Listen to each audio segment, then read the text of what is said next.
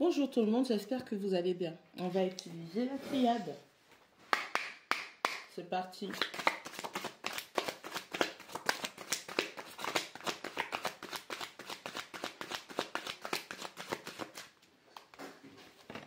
On a la numéro 15, l'amour. On a la numéro 8, Nadir. Allez, juste avec ces deux cartes-là, on est en train de vous dire que l'amour que vous avez manifesté, que vous avez matérialisé dans votre vie, il n'y a rien qui provienne de cela. Ok? C'est comme si c'est un amour stérile, ou en tout cas c'est un amour où il n'y a pas de clarté. Vous voyez le potentiel que représente cette lumière, là, la petite lumière du haut. Vous voyez le potentiel, mais malheureusement, on est dans une espèce de sphère où il n'y a rien de productif. La numéro 9, la sagesse. On vous demande de faire preuve de sagesse par rapport à cette situation.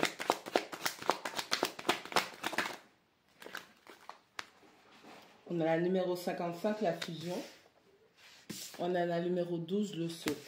Bon, allez, avant de pouvoir fusionner avec quelqu'un en amour ou avant que les choses puissent s'éclaircir dans la matière, c'est comme si, alors, déjà spirituellement, il y a un des deux, voire les deux, qui ne savent même pas où ils vont. Quelqu'un qui n'a pas de direction, ou ça peut être les deux.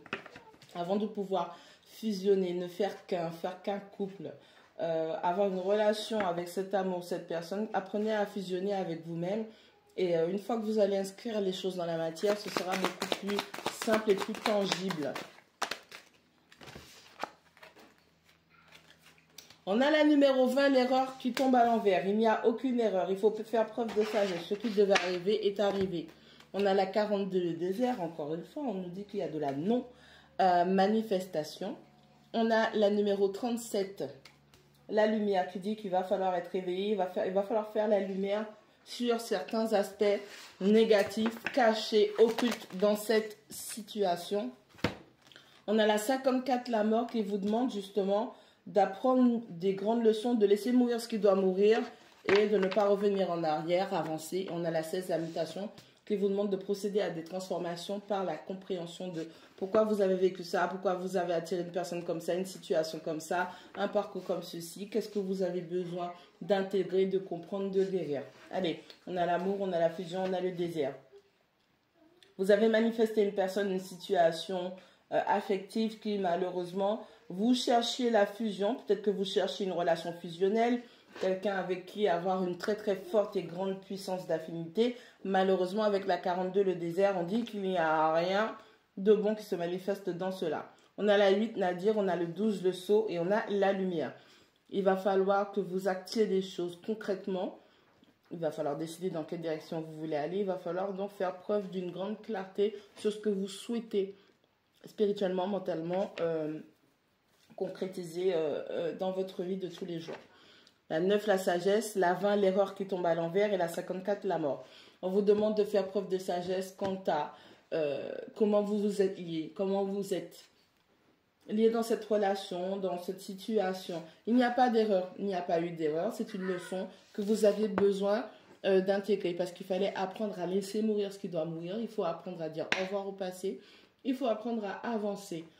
Oui, ça fait mal, mais il faut avancer parce que sinon, vous allez couler.